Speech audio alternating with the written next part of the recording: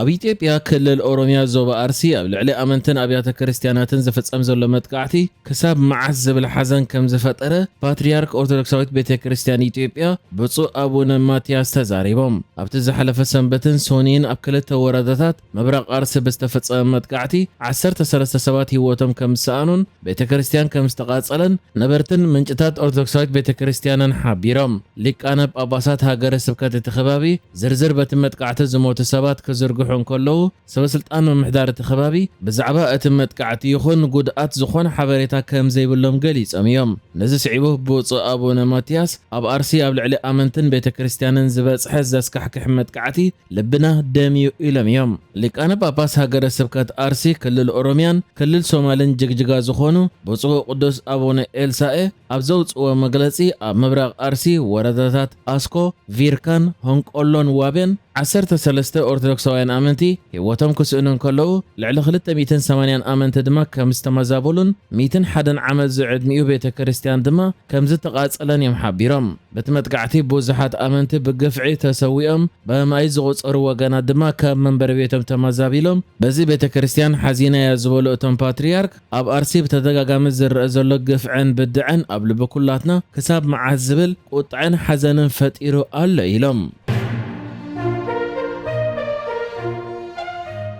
ሚኒስትር ጉዳያት ወፃኢ ኢትዮጵያ ሕጂ እውን ግብፂ ኢትዮጵያ ኣፍ ደገ ባሕሪ ንኸይትረክብ ተሰርሕ ኣላ ኢሉ ድሕሪ ምኽሳስ እቲ ምስቲ ሚኒስትሪ ቅርበት ዘለዎ ኢንስቲትዩት ወፃኢ ጉዳያት ኢትዮጵያ ድማ ግብፂ ኣብ ሃገራት ዓረብ ዝነበራ ጽልዋ ደኺሚ ዘሎ ክብል ጸብጻብ ኣውፅዩሎ። ኢትዮጵያ በተደጋጋሚ ግብፂ ኣፍ ደገ ባሕሪ ንኸይረክብ ትሰርሕ ኣላ ብምባል ክትከስስ ዝጸንሐት ኮይና ኣብዚ ዝሓለፈ ቀረበ እዋን ብፍላይ ድማ ግብፂ ምስ ኤርትራ ዘለዋ ርክባት ክትሕይል ኣብ ዝጀመረትሉ ግን እቲ ብሚኒስትሪ ወፃኢ ጉዳያት ዝወፅእ መግለፂታት ተደጋጋምን ግብፂ ንኢትዮጵያ ኣፍ ደገ ባሕሪ ንኸይትረክብ ትሰርሕ ኣላን ዝብል ኩነነን ዝመልኦ። ብጀካ እውን ብመንገዲ ኢንስቲትዩት ወፃኢ ጉዳያት ኢትዮጵያ ወፂኡ ኣብ ዘሎ ጸብጻብ ግብፂ ቅድሚ ሕጂ ኣብ ሃገራት ዓረብ ዝነበራ ጽልዋ ተጠቂማ መንገዲ ስዑድ ዓረብ፣ ሕብራት ኢማራት ዓረብን ካልኦትን ኣብ ልዕሊ ኢትዮጵያ ኣብ ጉዳይ ኒል ደገፍ ንኽትረክብን ጸቕጢ ንኽትገብርን ትሰርሕ ነይራ። ኣብዚ እዋን ግን ሃገራት ወሽመጥ ዓረብ ንባዕለን ኣብ ቀርኒ ኣፍሪቃ ናይ ባዕለን ዲፕሎማስያዊ ርክባት ከምኡ ድማ ፖለቲካዊ ጽልዋ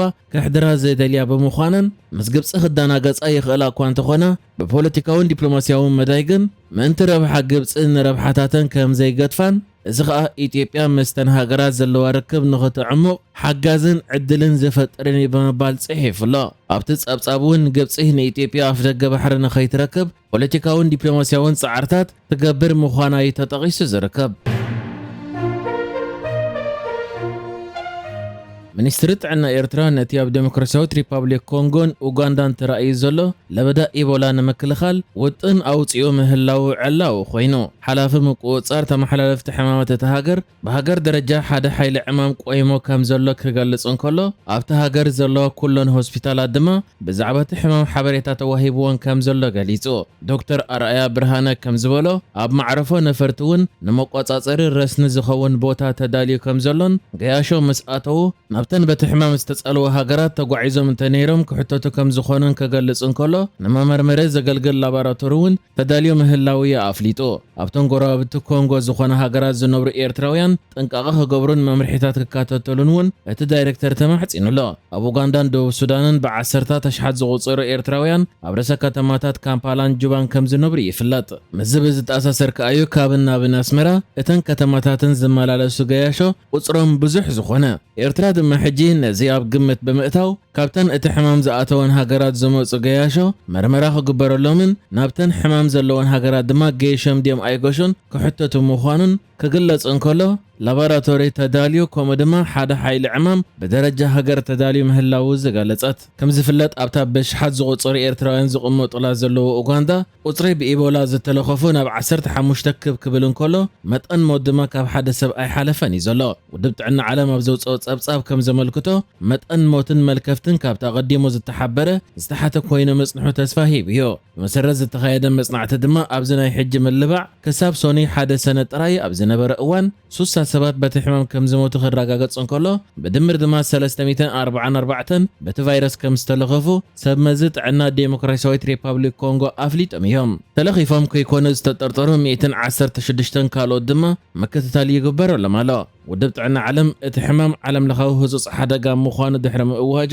ንምቁፅፃሩ ሓያል ፃዕርታት ዝግበር ዘሎ ኮይኑ ብርክት ዝበለ ሃገራት ድማ በብወገነን ፃዕርታት የካይዳ እየን ዘለዋ ሕጂ ኸ ኤርትራ ነተን ኣቐዲመን ፃዕርታት ከካይዳ ዝፀንሓ ሃገራት ተኸቲላያ ንኢቦላ ዘከታተል ሓድሽ ብሃገር ደረጃ ዝቆመ ፍሉይ ሓይሊ ዕማም ክተቐውምን ከላ ኣብ ማዕርፎ ነፈርቲ ድማ ምክእታል ክትገብር ምዃና ኣፍሊጣ ዘላ ሕማም ኢቦላ ዝተተሓሰሰብ ካብቶም ዘርእዮም ቀንዲ ምልክታት ቃንዛ ርእሲ፣ ኩቱር ድኻም፣ ነድሪ ጎረሮ፣ ረስኒ፣ ቃንዛ ጭዋዳታት፣ ውፃት ተምላስ፣ ደም ሰረበ ይዕንቲ ከምኡ ድማ በቐጥ የርእዮ ንናይ ኢትዮጵያ ምርጫ ንኽዕዘብ ብሕብረት ኣፍሪቃ ዝተሰደደ ልኡኽ ሻውዓይ ሓፈሻዊ ምርጫ ኢትዮጵያ ምዝተቐመጡ መለክዒታት ኣህጉራዊ መረፃ ብምስማዕ ከም ዝተኸየደን ኣብ ምምሕዳር ምርጫ ሰፊሕ ሲቪካዊ ተሳትፎን ዴሞክራሲያዊ ኣሰራርሓን ንምሕያል ዝካየድ ዘሎ ቀጻሊ ፃዕርታት ድማ ዓብይ ገስጋስ ምዃኑ ገሊጹ እቲ ብፕሬዝደንት ኬንያ ነበር ኡሁሩ ኬንያታ ዝምራሕ ናይ ሕብረት ኣፍሪቃ ተልእኾ እቲ መስርሕ ምርጫ ኢትዮጵያ ኣብ ዞባውን ኣህጉራውን ዴሞክራሲያዊ መሳርሒታት ዘለዋ ቀጻሊ ተወፋይነት ዘንጸባርቕ ኮይኑ ኣብ እዋን ኣካይዳ እቲ ምርጫ ዝረኸበቶ መዳያት ትካላዊ ምዕባለን ስርሕታዊ ተመክሮን ድማ ኣጉሊሑ ኣሎ ኢሉ እቲ ተልእኾ ኣብ 7 ዞባታት ኢትዮጵያ 73 ናይ ሓፂር ግዜ ተዓዘብቲ ብምውፋር ኣብ ከተማታት ከባቢ ከተማታትን ገጠራትን ዝርከባ 495 ነቁጣታት ድማ ተዓዘብቲ ሰዲዶም እዮም ብተወሳኺ ብሃገራዊ ቦርድ ምርጫ ኢትዮጵያ ዝተኣታተወ ምምሕያሻት ስርዓተ ምዝገባ መረስቲ ኣገባባት መፍታሕ ዘይምርዳእ መስፈሕፈሕ ኣጠቓቕማ ዲጂታላውነት እውን ኣድኒቖም ኣለዉ ብመሰረት እቲ ናይ ሕብረት ኣፍሪቃ ተልእኾ ድማ ኣብቲ ምርጫ ኣስታት 50.5 ሚልዮን ተሳተፍቲ ከም ዝነበሩን ደቂ ኣንስትዮ 46 ሚእታዊት ካብ ዝተመዝገቡ መረፅቲ ከም ዝሽፍናን እዚ ድማ ውፅኢት ናይቲ ቦርድ ምርጫ ኢትዮጵያ ዘተኣታተወ ዕዉት ኣገባብ ኣመዛግባ ዘንፀባርቕ ምዃኑ እውን ሓቢሮም ኣለዉ ኣብ መዓልቲ ምርጫ ከዓ ነቁጣታት ምርጫ ብስርዓትን ኣብ እዋነንን ከም ዝተኸፍታ ዝተገለጸ ኮይኑ ኣብ ኩለን እቲ ልኡኽ ዝበፅሐን ነቁጣታት ድማ እኹል መሳርሒ ከም ዝነበረን ሳጹናት ድምፂ ብግቡእ ተዓሽጎም ዝተቐመጡን ሙሉእ ብምሉእ ድማ ኣገባብ እቲ ምርጫ ዝነኣድ ምንባር እዩ ገሊጹ ዝርከብ እዚ ይኹን እምበር ኣህጉራውያን ተንተንቲ ኢትዮጵያ ምስቲ ኣብ ምእሳር ጋዜጠኛታት ከምኡ ድማ ፖለቲካውያን ተቃወምቲ ኣብ ምሲጣንን ካብ ምርጫ ምእላይን ምእሳርን ብዝተሓዝ ነቲ ምርጫ ነቒፎም እዮም ከም ዝፍለጥ ብርክት ዝበሉ ተቃወምቲ ውድባት መራሕቲ ውድባትና ተኣሲሮም ኣለዉ ኣይተፈትሑን ብምባል ኣብዚ ምርጫ ኣይተሳተፉን ኣብ ትግራይ እውን ብሰንኪ ዘሎ ፖለቲካዊ ዘይምስማዕ ምስ መንግስቲ ፌደራል እዚ ምርጫ ኣይተኻየደን ንሕጂ ዝተዳለወ ዜናታት እዚ ነይሩ ብካልእ ክሳብ ንራኸብ ሰላም ንዓኹም